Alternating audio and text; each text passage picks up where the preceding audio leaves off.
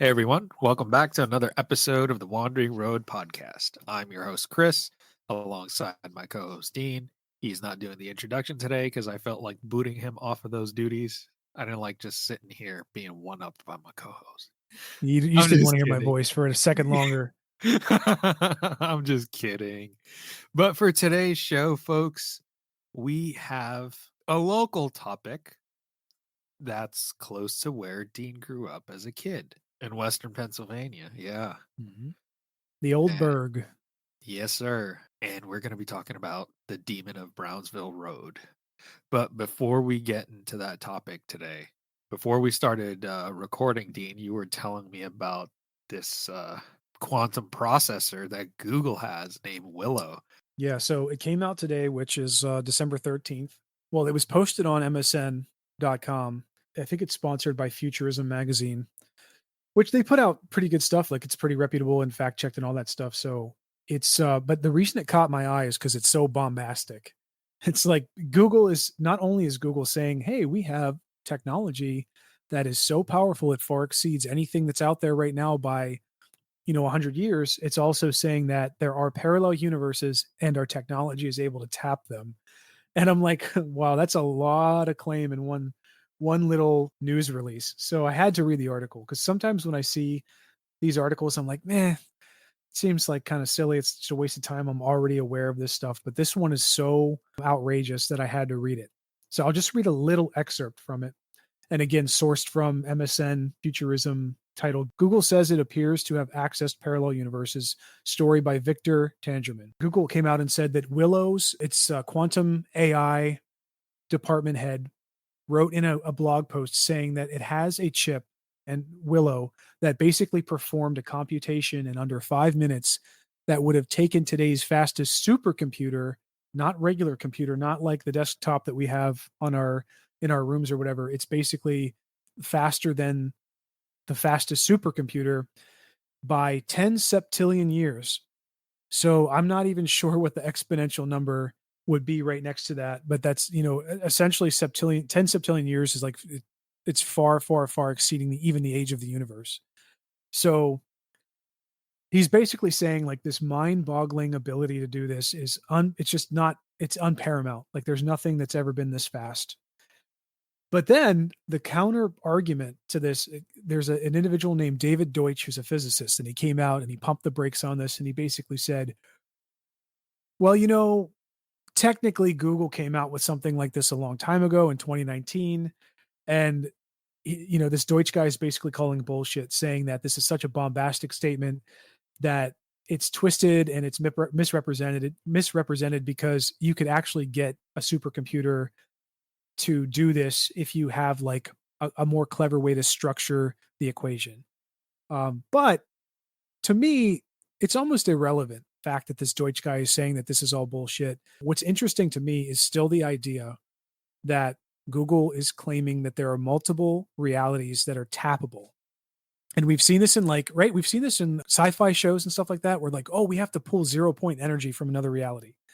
So here you go. Like, here's a real life application that Google is saying that this actually works. And it's the only explanation in their mind to account for this lightning blazing fast equation that was run. And I'm just imagining, so just for the listeners' edification, the quantum computers rely on qubits. And what they mean by that, if you're not aware, so a conventional computer is binary. So it's either on or off. The transistor that runs the computer has either a signal that's either on or off, one or zero. So it's all ones and zeros. The promise of quantum computing is when they run the trillions and trillions or whatever, however many algorithms per whatever amount of time, it's either on, off, or both. And that's tapping into the quantum world. So the superposition of quantum states in reality, it's both until you measure it. We're all pretty familiar with the wave function test. Like, it's basically a wave before it becomes a particle, but it only becomes a particle when you actually pay attention to it. And that's like one of the mysteries of string You theory and made stuff just like one that. big ass assumption that we knew what the fuck you were talking about. Well, we've talked about this before. Okay. All right, Okay. Professor. Let's back up. I'm not going to go into all that because we're just talking about the sci-fi cool part of this, Yeah, it is. which I Does that still mean there are parallel universes with different types of uses doing the same thing at the same time, but it's a different show in each parallel universe? yeah. And can we tap into them? Which Can I if they're punch really myself in the face? yeah, well, you can do that right now. No, I don't want to do that to this me. I want to do it to the other me.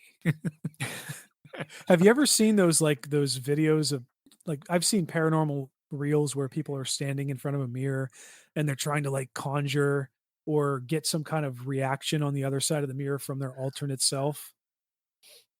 Yeah, I've seen those. You've seen those? And I call bullshit on all of them, but I I still do think too. It's just editing. it's just fun editing. But this is very real because if we start tapping into other universes to run our algorithms, I wonder if there are signatures that can be picked up from whoever's occupying the alternate reality because you don't know what reality you're tapping. You could be tapping into millions of alternate realities or maybe just one.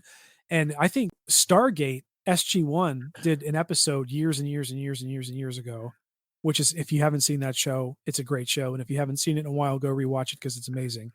But they did this episode where they had like this thing called a 0 point module and they were basically using it to draw energy from a 0 point in space that was tapping into another like a parallel universe that was up against their universe.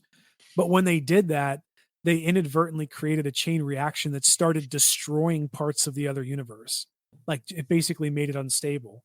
And so that's what freaks me out about this concept. Like I'm not going to pretend to claim I know anything about how this works, but I wonder if it's possible to pool information, pool, not POOL, PULL information from the alternate universe, then does that screw up the other universe? Could that add too much to our universe? Like, I don't know. What do you think about that? That causes the Mandela effect. Yeah, like people are saying we split off into an alternate reality in Right. 2016 or whatever. And Yeah, because Harambe died.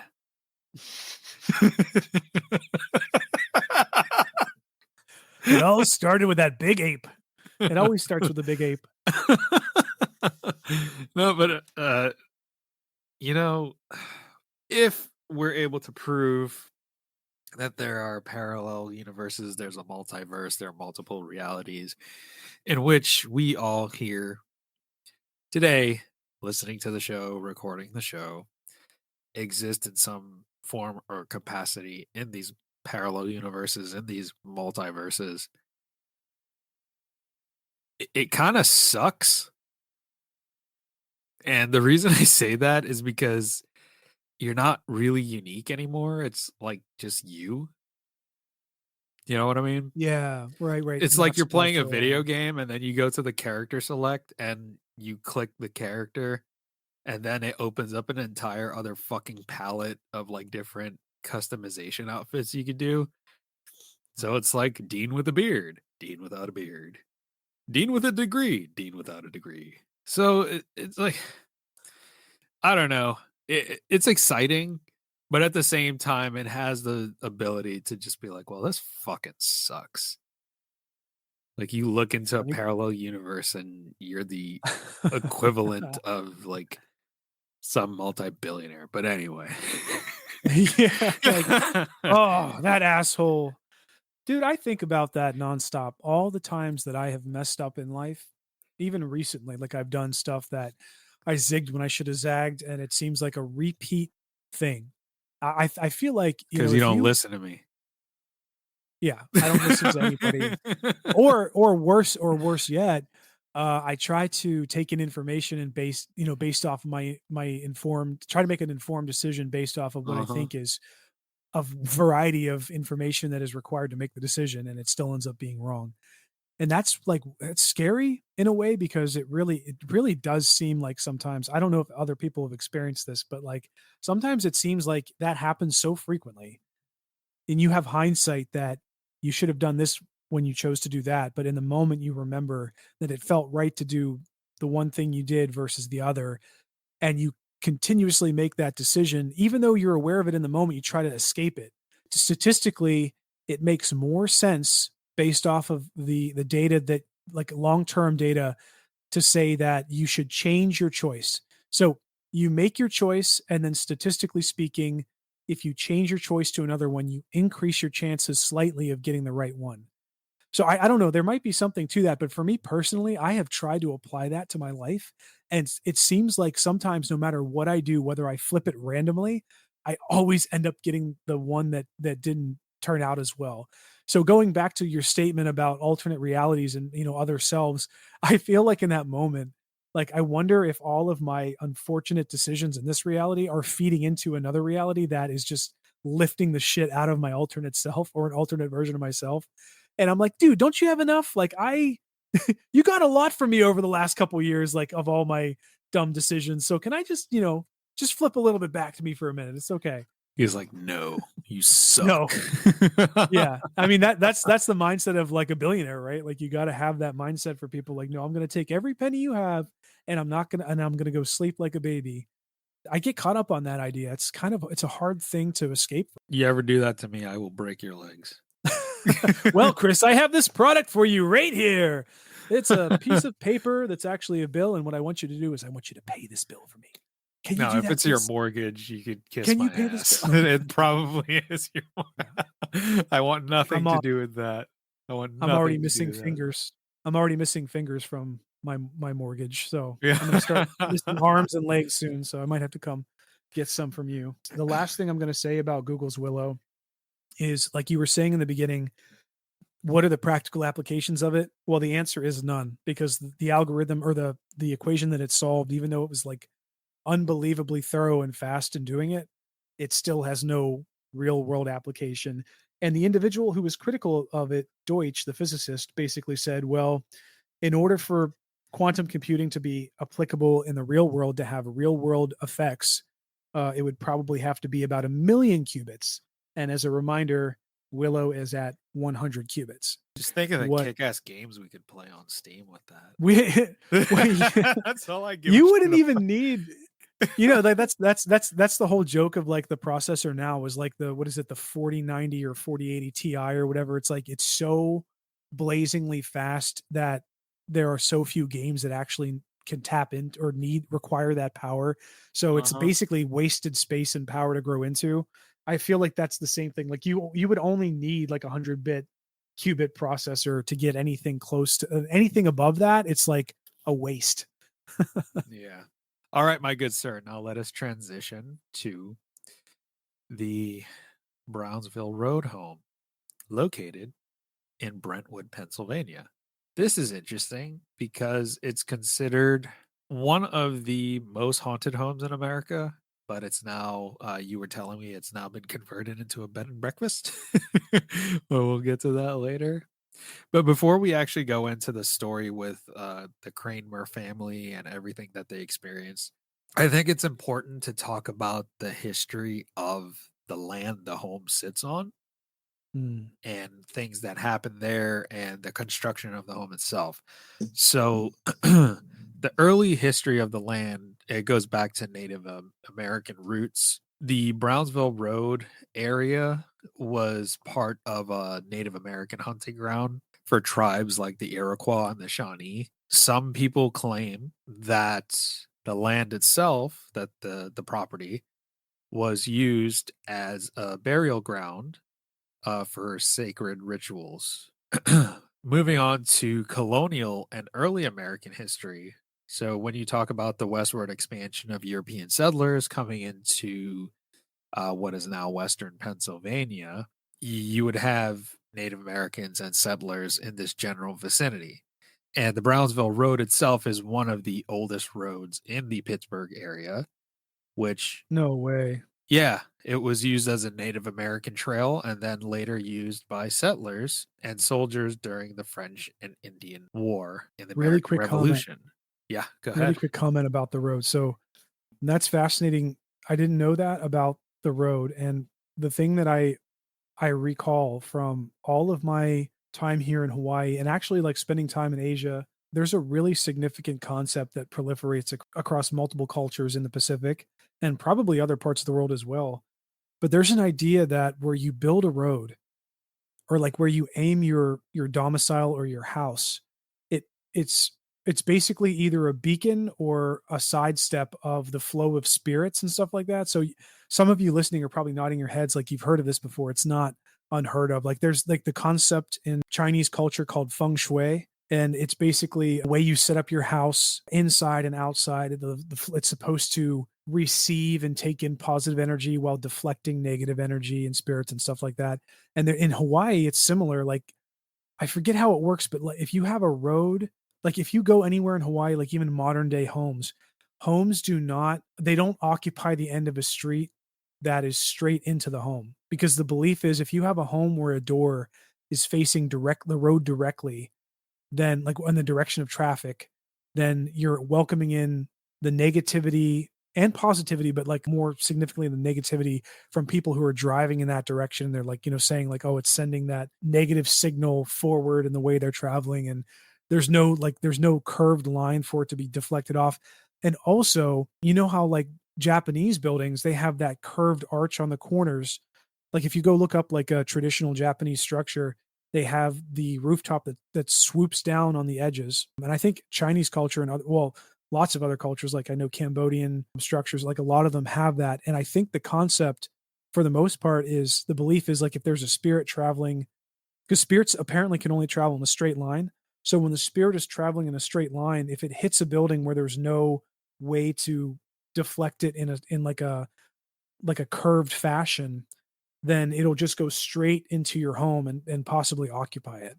The fact that this is a super old road, and the fact that if you go Google this home, it's on a corner, and it seems like it's a location where it could intersect multiple locations where if that were true, something could travel in a straight line to it. So that's I'm not saying that's why it's haunted. I'm not saying that's why like this shit happened, but it is an interesting observation in my opinion. I think it was when we talked to Willie a while ago. He mentioned some superstitions about like you're not supposed to point your Yeah. bed to like a specific direction.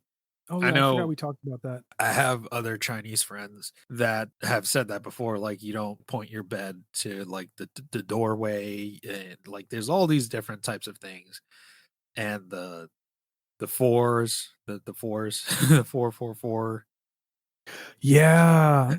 You want to go into that real quick about what you said Yes. you while you were looking up the property because it still exists and it's a bed and breakfast, like I said before. That's so weird too that we just kind of organically flowed into that point because we were talking about the age of the road and then talking about multiple cultures and specifically Asian culture, the structures and the flow of spirits and stuff. And then we come back to the Asian tie-in, which is I happened to notice when I looked up I wanted to see what the square footage of this place was, and I wanted to like do the actual empirical facts about the structure. So like you said, it was built, I think you said it was built in 1899. It's a single family home. It's on a half an acre of property, 7 bedrooms, 3 bathrooms. But the most fascinating thing that caught my eye is I guess whenever they had the appraisal done, I don't know when the appraisal was done, but apparently the home square footage came in at 4,444 square feet. A lot of you already know this, but if you don't, the number 4 in Asian culture is a bad luck sign. I think they also have 13 as bad luck, but it's kind of like our 666 in Judeo-Christian culture, but not in the sense that it's like, tied to some evil deity or something. It's just basically the number 4, as far as I know, I'm sure there's more depth to this, but in Chinese language, the word for 4, si, is the same pronunciation for the word for death. So basically 4444 is death, death, death, death. So that would be like a mark of like ultra bad luck to somebody from Asian culture. And the thing that weirds me out, I don't have time or I don't even know how I would do this, but like how would you figure this out? But I wonder how many homes actually have the 4444 square footage. If it's really, really rare, then that raises my eyebrow as to why it was designed the way it was. Was it, I mean, it was probably a fluke on the part of the people who designed it. I'm not saying that it's like some like terrible conspiracy that they wanted to create 4444. I bet nobody even knew about that when they built it in 1899. But just the way things play out on a numerological level. So basically like Numerology, yeah. numerology, yeah, when it comes out to numerology, like, things happen just like we said in the beginning of the podcast, like humans tend to make decisions based off of whatever they have in their mind at the time. But sometimes you get stuck in a groove where you keep making the wrong decision. And I still think that there's some kind of like, there has to be some kind of like mathematical way to understand why that's going on. Maybe tie it back to supercomputers and quantum computing. Maybe it'll figure out Can someday I say if something you're real supposed to quick zig or zag. Yeah, please go ahead. about bad decisions, Yeah. specifically towards you? Look at where you are Get your shit and look together. and look at where you were 10 years ago. That is not a product of bad decisions. Mhm. Remember that. Yeah. Don't lament what could have been or what could be. Enjoy what you have now. Yeah. But I'm slowly learning that. yeah, not trying to get sentimental here on the podcast, folks. But anywho, I mean, it is the holiday season, right? You know, It's a good everybody's all lesson. I mean, yeah, if you I mean, it everyone can benefit from that. Well, I mean, not everybody, because I mean, some people are in very dire situations, but most people have 2 pennies to rub together, and I don't know, it's a hard conversation to have, but because you have to choose between the 2, right? If you're too complacent and you're too satisfied where you're at, but you're dreaming of like something bigger, then your yeah. complacency might be your downfall. Oh, So, but sure, how do you balance between wanting more, but then also not underappreciating what you already have? Because it could be a true. motivator to wanna break higher. You So know, that's the struggle I'm in now. you know, don't go down the path Bob Kramer did. Because Good apparently, as a transition. child, he saw this house as a child. Like you said, the house was constructed in the early 1900s. Apparently, a doctor commissioned the construction of the home. It's a big, what, Victorian style house. Ever since Bob Kramer was a kid, he was in love with this home. So he always wanted it. He finally got it. And then look what happened.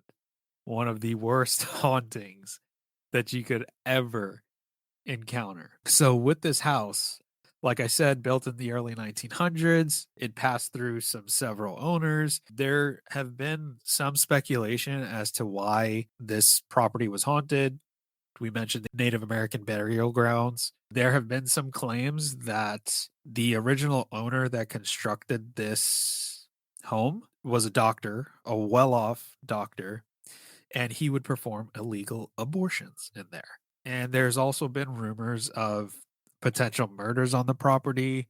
In the mid 20th century, it's been rumored that there have been satanic or occult practices on the property or within the house itself. And this is all like speculative of why people think this home had so much malevolent activity. Which, by the way, if you go to the Wikipedia page, the Demon of Brownsville Road, it looks like it's just for the book itself, but it does go into some detail about the background and whoever wrote this. It's interesting that if you read the synopsis, the first part of it, it's written like somebody who wrote it is just reviewing the book. Like, oh, I can't get over how fascinating this book is to me. I read it for a second. Typically, you don't see like Wikipedia page written like that, which I think is interesting.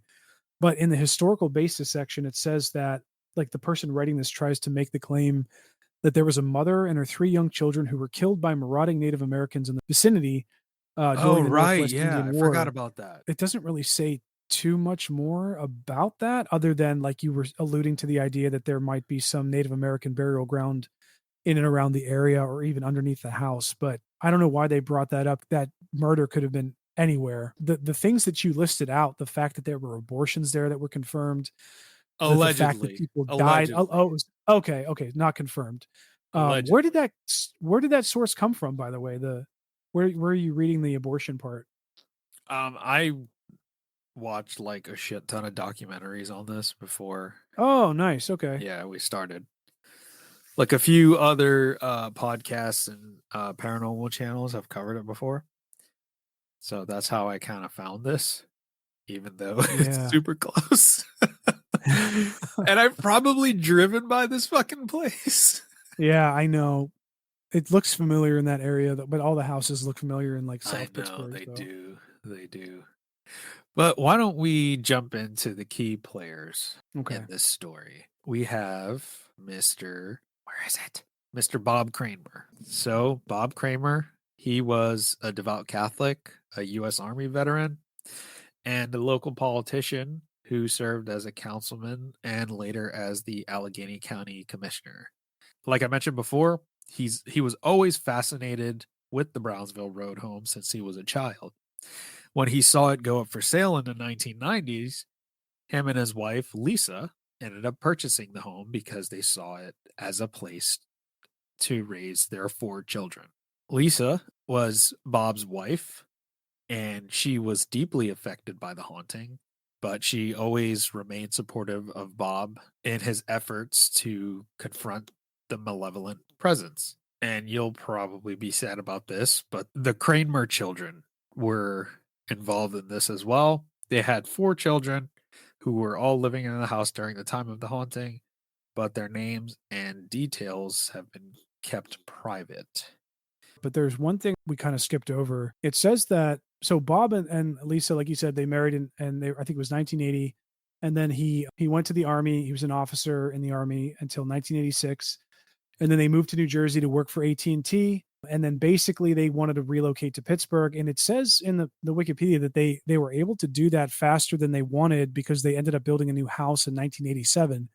But then it skips a paragraph down and says that Bob Kramer states that the sellers of the Brownsville house were very anxious to move out, and they accepted his first lowball offer without any negotiation. So I I mean, don't know if they're isn't that a talking. red fucking flag? Yeah, that's I don't know the transition between the new house and the Brownsville house, but like I guess they moved. They had the money to sell the new house or whatever. It doesn't matter. So he basically, like you were saying, because he wanted to buy this house since he was a kid. I guess that dream was so strong that he actually was able to, basically purchase it. I'm sure it was bought for under $100,000 in late 1980s. He was able to bring his wife and his 4 children into this huge home. Yep. So they move in, like you said, they move from New Jersey. They move into this house. He finally gets the house he wanted his entire life. He's like, I'm finally at this place, right? So they move in, settle in, and then they started having some minor disturbances. Doors would open and close on their own. The lights would flicker on and off, and there'd be nobody there, but it was Nosferatu. Cold spots appeared in in rooms, even in the middle of summer.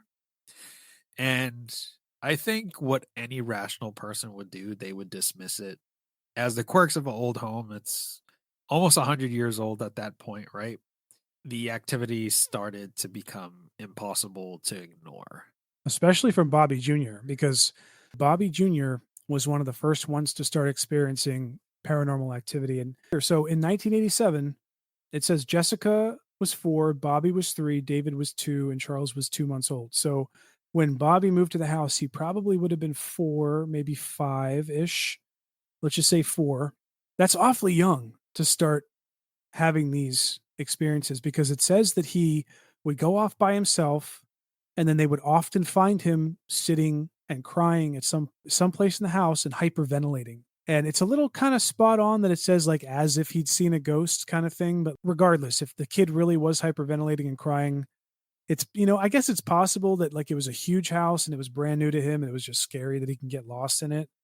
Um, but at the same time, I guess in conjunction with all the other things you're saying that happen, like doors opening and closing and creaks and stuff, like it is kind of strange that that came at the same time when Bobby Jr. was experiencing these fits. Bob thought that this was an odd response, and he reassured his son.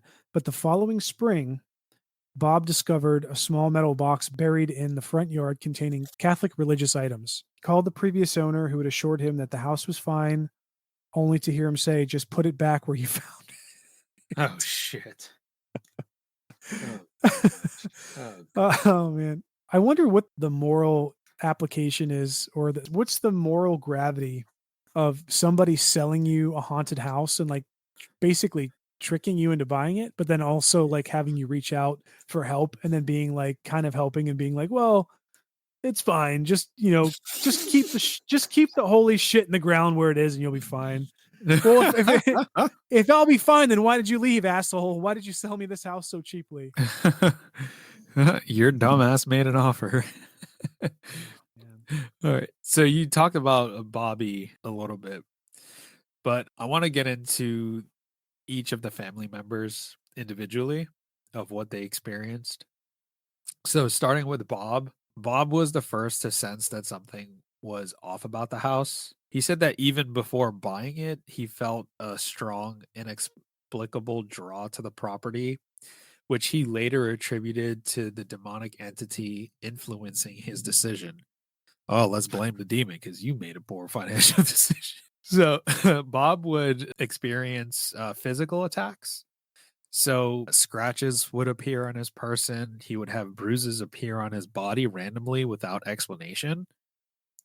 Um, Bob said that he would go through, I guess you could categorize it as emotional manipulation in the sense that he started feeling uncharacteristic anger and despair as if his emotions were being influenced by an external force. So he just have like unexplainable change of mood and emotions. And I think me personally speaking from experience living in that fucking shitty haunted house, that is kind of a real thing. And this is why I'm inclined to believe Bob, because there were times where I was in that house that I grew up in and I was just like ragingly pissed off for no reason, even more so than an average teenager.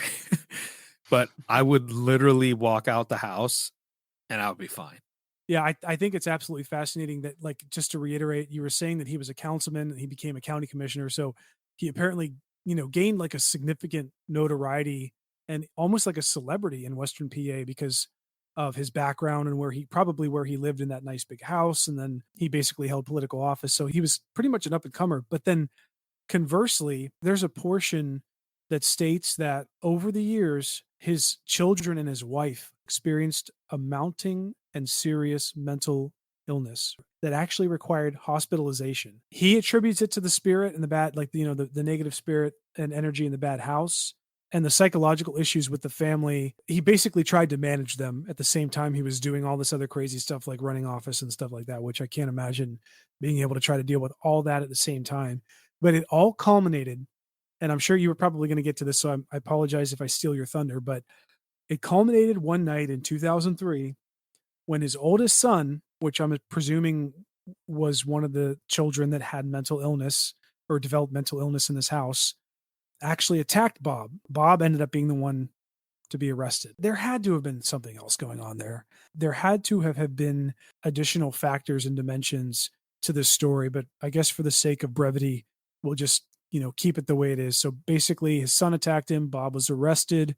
The ultimate twist, the next morning, his elderly aunt, who was probably very old already, she apparently, after this big fit of all these issues, she was found dead in her bed the next morning, supposedly of natural causes. I'm going to take the scientific approach here and be objective and say, well, if she was there and there was an attack and, it probably stressed the shit out of her old body and maybe her body ended up being pushed over the edge from all of that drama the night before. I think it's probably more likely that she passed away from that. But I guess you can also make the argument that with the whole idea that negative energy begets negative energy, it was swirling about in this home, and maybe that played somehow on a deeper level, deeper metaphysical level in ending the life of the elderly aunt. What's your take on that point of the story? Ah, maybe she was just old and it was just coincidence. I mean, Yeah, I if you think think so, about maybe. it, I guess it fits into the narrative to make it scary.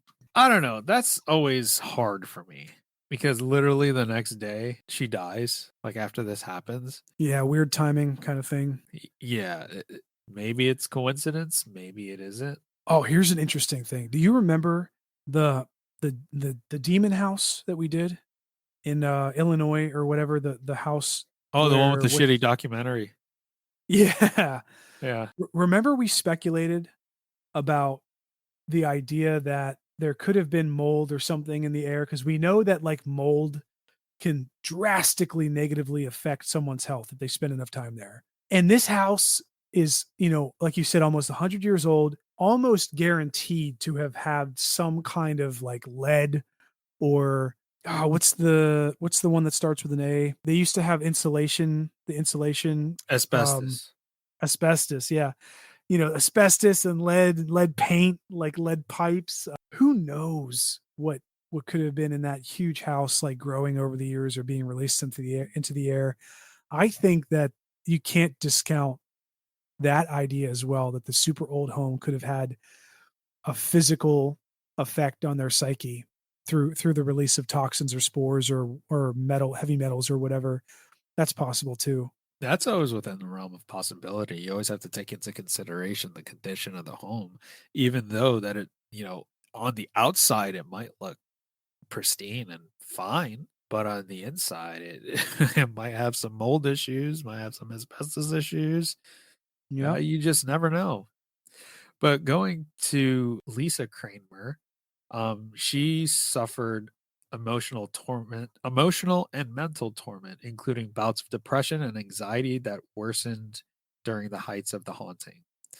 She often felt cold spots and sensations of being watched, particularly in isolated areas of the house. She would also report that household items would be thrown or moved in her presence, such as crosses being torn off of the wall. That's fucking creepy. And unfortunately, at night, she would experience vivid, disturbing dreams that she believed was influenced by the entity, often involving themes of death and despair. Going on to the children, we talked about Bobby a little bit already. He became increasingly withdrawn, aggressive, which the family blamed the entity's influence. He reported that he would see shadowy figures in his room at night and he would hear voices calling his name. God damn it. Damn it.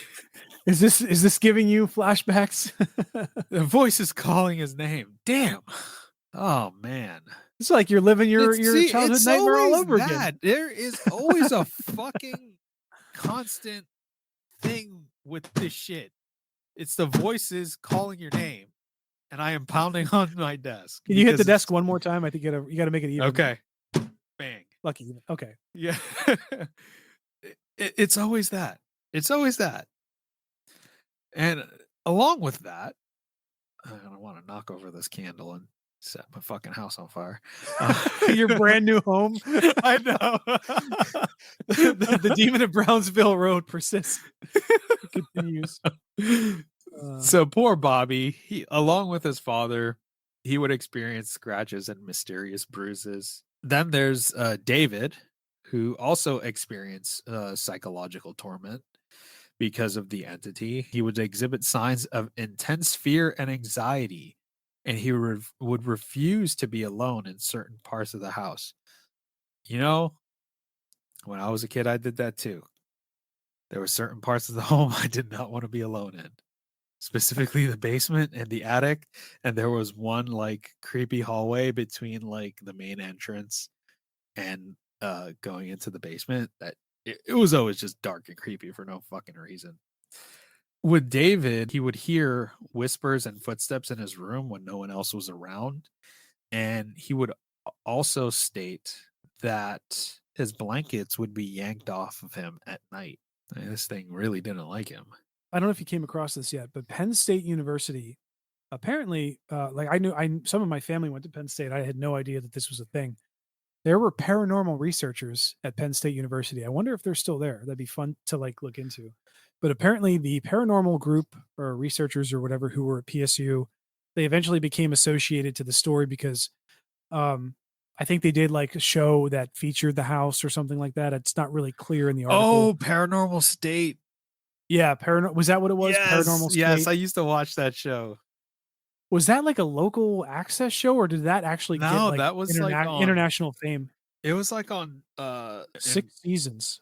Wow. Investigation Discovery or something like that. Yeah, so A&E Network, and then the other one you were saying, and then 2007 to 2011, I guess it was related to a show called Paranormal Lockdown as well. But that's really cool that like a bunch of kids from PSU or researchers like launched into this MTV produced show that was focusing on paranormal stories around the country. I guess I don't. One weird thing real quick too that this says. I don't understand what this means. Maybe you could shed some light on this. It says the Mel Gibson movie, The Passion of the Christ, is also presented in the book as playing a significant role in the cleansing of the house from the evil entity. I Does that I mean that don't. they ran did they run Passion of the Christ on the TV, like, nonstop or something? Or, like, did they have I posters of, like, shirtless Mel Gibson on the wall? And they prayed to Mel uh, Gibson and, oh, that just reminds me of South Park. But when did the Passion of the Christ come out? That was like the early 2000s. 2004. 2004. I remember watching that. Wow, that movie was 30,000,000 to make, and it made $612,000,000. I don't know what Passion of the Christ would do to help. I mean, Yeah. it's a movie.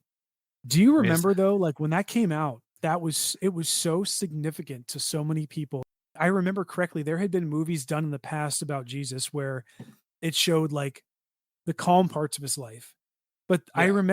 I remember vividly now that the pitching point of this movie was just to show the worst part at the end of Jesus's life before the crucifixion. I remember it was so powerful to people back then because it was never done before to this degree in high definition.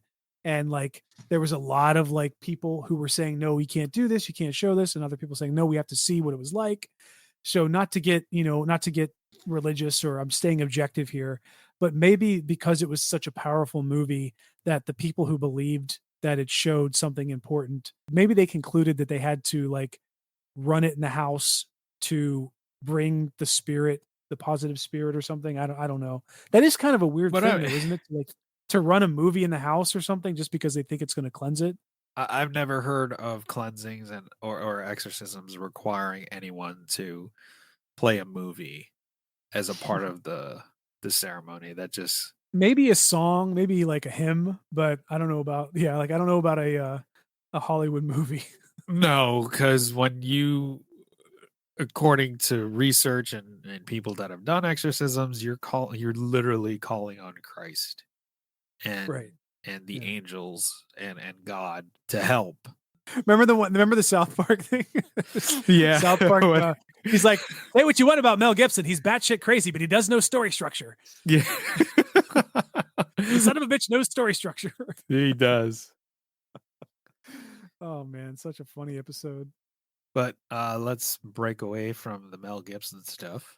Their daughter, Jessica, apparently her playroom became a hotspot for activity. She reported toys being moved and thrown by unseen forces. At one point, Jessica claimed to have an imaginary friend. Fucking hell. Come on. Come play with us, Chris, forever It and wasn't me ever that had and an ever. imaginary friend. It was my sister. Your sister, yeah. Yeah. Yeah. So she claimed to have had an imaginary friend whom the family later suspected was the entity, attempting to Oh gain her man, trust. that's Yeah. kind of silly. I mean, like, okay, like so the way you read it, they make it sound like they were just so willing to jump right to the paranormal. You know how many kids have so many like or like they have imaginary friends and Yeah. it's like such a normal part of childhood. It sounds like they're so ready to jump to the paranormal side just because she imagined somebody there. And But my daughter does that all the time. Like, I don't blame them though. Like if you're getting like waking up with bruises and scratches, like especially okay, that's like fair. That's fair. Yeah. yeah, that's just fucking random. Jessica also refused to enter certain parts of the home, saying that they made her feel sad or scared. And their youngest, Charlie, seemed to be the focus of the entity's manipulation because he would get ill frequently, with doctors unable to find any medical explanation of what was going on. And apparently, the entity would like to appear in front of him. Charlie claimed to see a scary man standing in his room at night. See, one thing I don't like is when they bother children. That's very low. That's very low. But then again, they always go after innocents. Things that the family all experienced, their shared experiences, they would experience foul odors. So everyone would smell unexplained stench of sulfur or rotting flesh at various times. Sulfur is a dead giveaway. They would hear disembodied voices. They heard murmuring, growling, and screaming throughout the house, often in unoccupied rooms. There would be random household damage. Walls and furniture were marked with scratches or stains that appeared without any identifiable cause. And poltergeist activity, which we touched on a little bit. Objects were flung across the room, lights flickered, electronics malfunctioned. And I want to go back to the murder claim that someone was potentially murdered in the house. They make the claim that like you could kind of see like the blood random times on the wall, like Yes, faintly through yeah. the paint. Yeah, I couldn't find, like, very detailed explanations about that aspect, but that I guess generally that was one of the claims he made was the walls bled, which And the where did walls will that ooze green slime. Oh, yeah. Well, that was from the The Simpsons Halloween horror episode or whatever. no, no, no, That was a SpongeBob when they were like open 24 hours. Oh, yeah, yeah, yeah. The hash slinging Slinging slasher. slasher. I was gonna reference that earlier when you referenced Nosferatu, and I was gonna say, like, you remember at the end, like, they actually had the Nosferatu, and then SpongeBob was like, "Nosferatu." Yeah, he was like I flicking the switch. I still wonder to this day how many children grew up thinking that SpongeBob was saying "no," N-O, comma, Sferatu, and they're like, "Who is Sferatu?" Like, "Oh, don't no, don't do that, Sferatu. No, Yeah. Sferatu." But no, it's actually, obviously the whole name is Nosferatu. Which, by the Yeah, way, they remade they did a remake, right? On Netflix, I think, of um, Nosferatu, yeah, of apparently. Nosferatu. That might be fun to do for a podcast, Yeah, and uh, don't forget, people, we didn't forget to do movie reviews. We have to do them. We will do we're them. still They on are track. coming. It's just that our work lives have been very busy, And the I think past few weeks. we're gonna put our ugly mugs on camera when we do that too, right? We're gonna take advantage of the upgraded StreamYard that we got for the higher quality video. Yeah, I guess I could upload it to YouTube.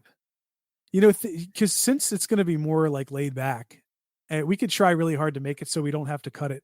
Like, this could be really it's probably gonna fall on me. It's gonna fall on me to try to, like, figure out how to, like, edit video and stuff, but, I'm up for the challenge, Yeah, you could do the video, because I the fucking video. do all the audio.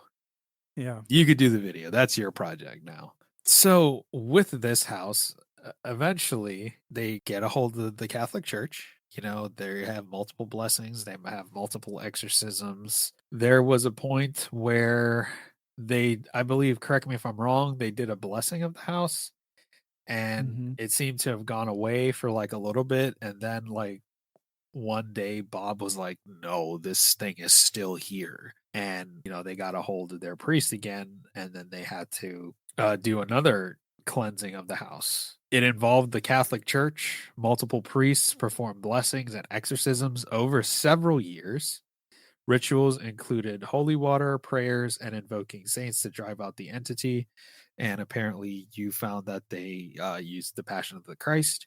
Bob was active in the participation, praying alongside the clergy and leading his family in spiritual resistance. Bob was very reliant on his Catholic faith as a shield against the dark forces, and he was very determined to protect his family at all costs, which I do not fault the man for. Because I'm sure if you and I were in his position, we would do the same thing. They do the exorcisms apparently during the multiple blessings and exorcisms. Objects would be hurled across rooms by unseen forces.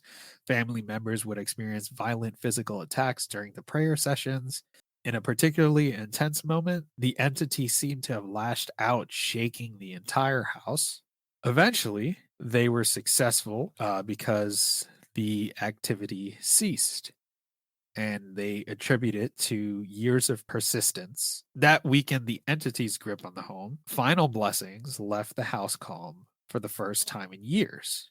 But I do want to talk real quickly about the impact that it has on the family, because obviously it took a severe toll on them, both physically and emotionally. The relationships within the family became strained as they tried to cope with the stress of living in that house.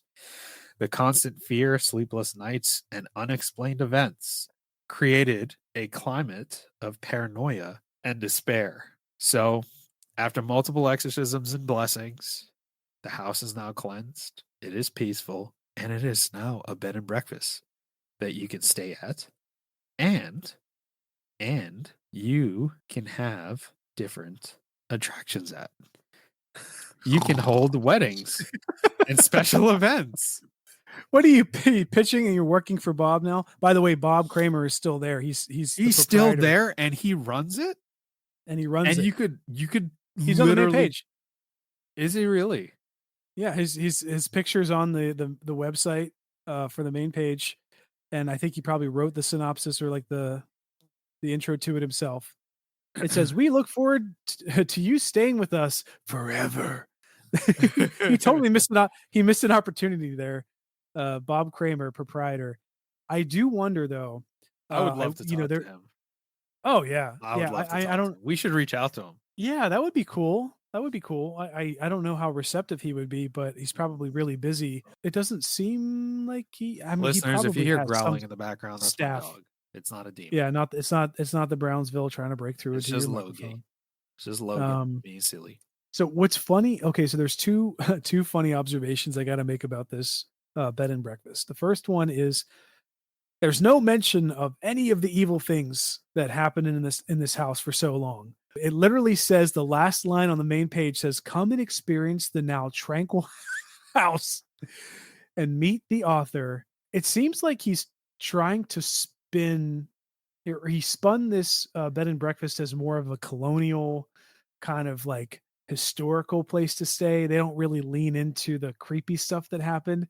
And the other funny observation we talked about before we recorded today, which is like if you go on Google, you could see all like it's got a good review. Like there's good reviews for this place, and there's pictures of people who stayed there. And then they like sign up for it and they go and oh how lovely. And they're like, and then she starts seeing like newspaper clippings on the wall, like the murders that happened here and the walls were bleeding. And you basically get more than you bargained for going to this house. But that's just a joke. It doesn't seem like they have a lot of paraphernalia that would cover the negative parts of the stories that were associated with the house. I think we should still email him. I wouldn't mind talking to his kids though. That would be interesting, huh? Like if you could get in touch with his kids and see like what they actually what their real experiences were dealing with this because remember we what was that one story we covered where oh it was the devil made me do it case, remember Yeah. that? Yeah. And Yeah. the oldest brother came out. The oldest brother came out and said, like, I didn't see anything when all that shit was going down. I was right in the middle of it. All I saw was my dad come out and smack the back of the head of the little boy and say, "Stop acting like that." And suddenly the demon that was supposedly talking to the little boy like straightened up and stopped, making these little growling evil sounds. So I wonder the same thing. Like if you could talk to the children who supposedly went through this and get their perspective, that would be really, I would pay to, I wouldn't pay to do that, but that would be really fascinating. Theoretically, like, hypothetically, that would be really interesting to be able to do that. With the research that for this episode, I am more inclined to believe the Kramers here because That of something was happening, right? That the something was shared happening. experience that I had with them. While I Mhm. wasn't Yeah. bruised or attacked, but I did experience, the doors stuff, the footsteps, the feeling of dread in certain rooms, your name being called. And to me, those are freaking key identifiers to something happening. A demon, angry spirit, something going on there. Yeah, I think like based off of what we've seen, what we have talked about and the pictures and stuff like that and the history, I'm not going to discount it. I'm not going to try to explain it away. I do think that based off of what we've heard and the accounts, the firsthand accounts, that something was going on for sure. The only thing is, that catches me up a little bit is the idea that the house is so old, so physically old, and you don't really know what the structure of the house is built like and like what's it like, all like we talked about the piping and the potential asbestos and maybe mold or something. Like I wouldn't say like I would have to say that it's possible that at least some of that contributed to degradation of their well-being. But I'm not going to say I will not say that that's the only reason they experienced this. It could have been a conjunction of both, but I think that at the very least it's a little bit of the fact that this home was so old and they were under so much stress with his political life and raising four children and being in this huge house and old house, and that's just the sense that I get. But it's a fascinating story, and this has actually been one of my favorite topics we've done in a while because this was a very interesting one that I would totally revisit Yeah, or someone to talk to. I enjoyed talking about this one too. And, like I said before, looking through reading the experiences that they went through, I went through some of those when I grew up in that haunted house. So, I am inclined to, I don't want to say like I don't believe them or, whatever. I'm more inclined to them being more truthful about these experiences. But listeners, I hope you enjoyed today's episode. If you got this far, we really appreciate it. If you have any topics or anything that you would like for us to cover, go ahead and shoot us an email, and we'll go ahead and cover it on one of our episodes. Yeah, thanks everybody. And this was a fun topic. So reach out to us if you got something in your hometown, like a similar house or story that we can go do research on and talk about. We're more than happy to do that. Just keep tuning into us and we'll keep trying to provide insightful, funny, interesting commentary. Can't wait to do the next one. Thanks, everyone. Thanks, all. And real quick, we were not trying to make fun of the situation. We just tried to be a little lighthearted with these. Yeah. You got to inject some lightheartedness when you have heavy Dean's stuff. trademarked heavy topic. We have, yeah, exactly. Heavy, which I apparently say all the time now. Heavy. Yeah. All right. Thanks, all. Hope you enjoyed today's episode. Thanks for tuning into today's episode of The Wandering Road. You can find us on Apple, Google, Spotify, and most podcast platforms. Be sure to subscribe and share. Also, don't forget to give a follow on Instagram at twroadpodcast and follow my TikTok at twrpodcast. Take care, and I'll catch you on the next one.